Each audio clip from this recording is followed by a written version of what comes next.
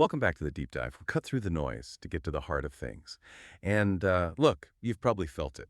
Or maybe you've seen it with your friends, this kind of persistent frustration with modern dating. You're swiping, you're matching, maybe dating.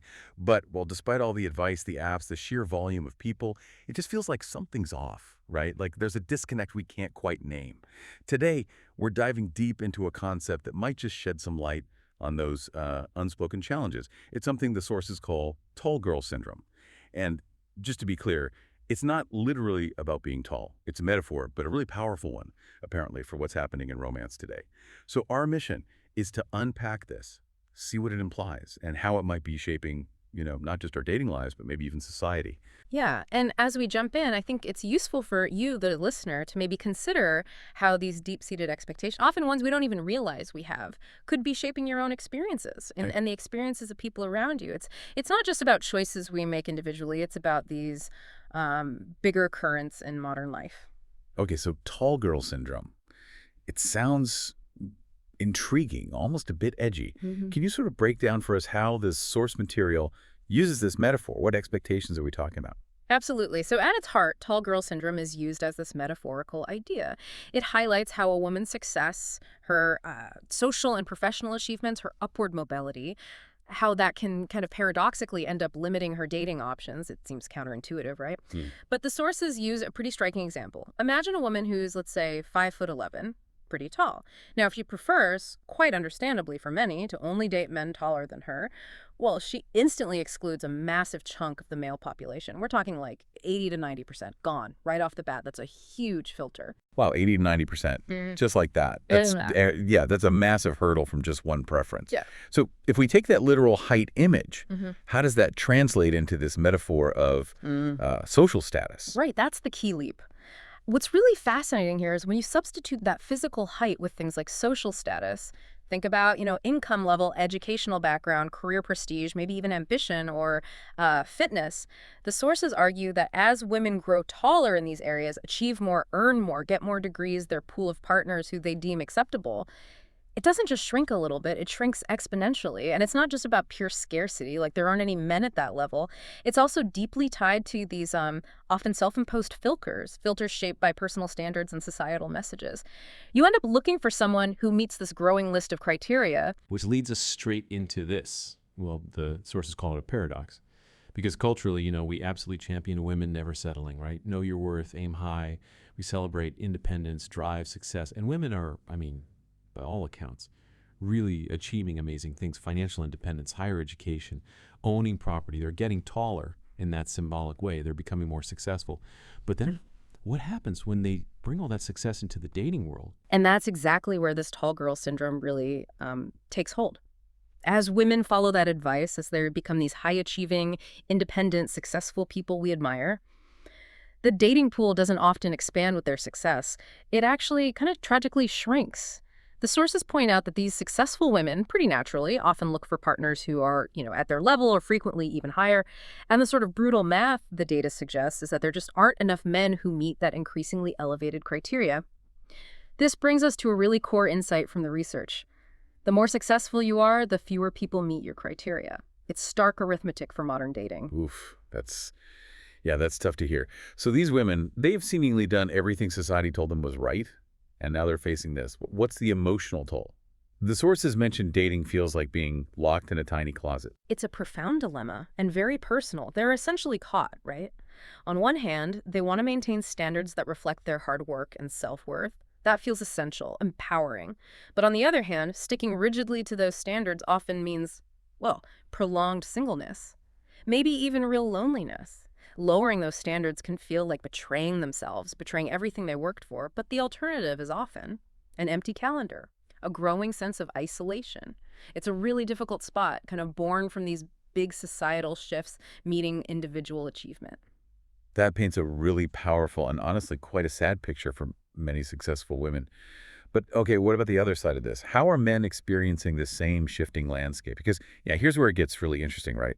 While this is happening for women, there's a whole other dynamic playing out for men. Absolutely. If we pivot to what the sources call meanwhile on the male side, we see a very different but equally challenging reality. Let's think about the quote-unquote average guy the research describes. Maybe he's, say, 27 years old, making around $50,000 a year, a perfectly decent income. Maybe he's not exceptionally tall, not a fitness model, but the material describes him as, a good guy. Decent, ambitious, has potential. You'd think on paper sounds like a solid prospect, right? Yeah, sounds like someone you could definitely build something with. So Ah. what's the problem? Why isn't he connecting? Well, the harsh truth of today's dating market, especially amplified by apps and these shifting expectations, is that potential often isn't cutting it anymore. This average guy, despite having good qualities, ambition, he often doesn't even make it past the first cut. Those initial filters. The source material uses this incredibly powerful line. He's not losing the game. He's not even in the stadium. He doesn't get the chance to show that potential, his personality, his kindness. He's screened out, often based on those very height metrics, status, income, maybe actual height before anything else can happen. Wow, not even in the stadium. That image is incredibly stark. It really paints a picture of this mutual disconnection you mentioned. Yeah. So for women, high achieving, independent, often lonely. For men, decent, ambitious, but overlooked. What's the overall fallout from this two sides, one wall dynamic? The fallout is pretty significant, and yeah, it hits both sides. For women, like you said, despite the success, there's often this palpable loneliness. They might spend hours swiping, looking through hundreds, maybe thousands of profiles on apps, because very few actually meet all the criteria on their increasingly specific list. And that small percentage of men who do tick all those boxes, the really high status guys, well, the sources say they're rare, they're in extremely high demand, and often they end up juggling options like a circus clown. They have little incentive to commit. So women feel like they're constantly competing and often still end up feeling overlooked, even by the guys who qualify. Right. And for the men who are being filtered out, what does that environment do to them? For those men, the consequences are, well, equally demoralizing, maybe even more so in some ways. They become invisible, constantly screened out, constantly told, implicitly or explicitly, that they're not enough. Hisn.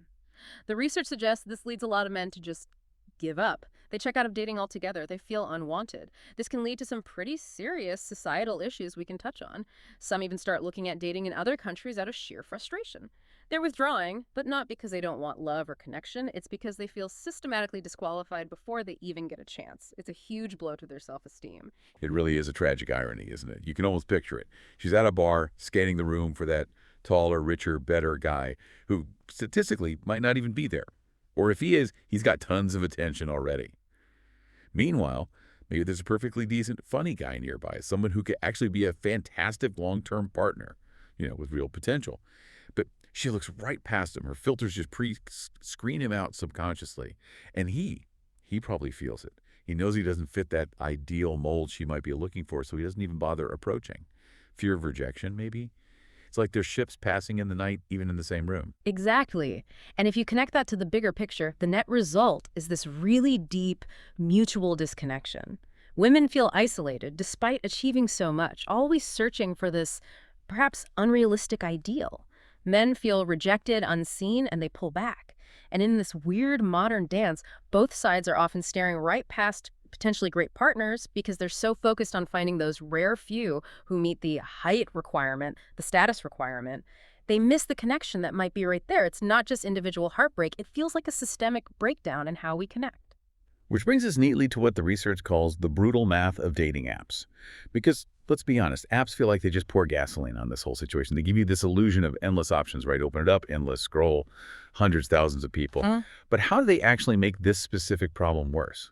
Yeah, it's complex, and the sources dig into the mechanics. It's not just the filters people use: height, income, education, looks, which already drastically cut down the real pool. It's also the system design itself.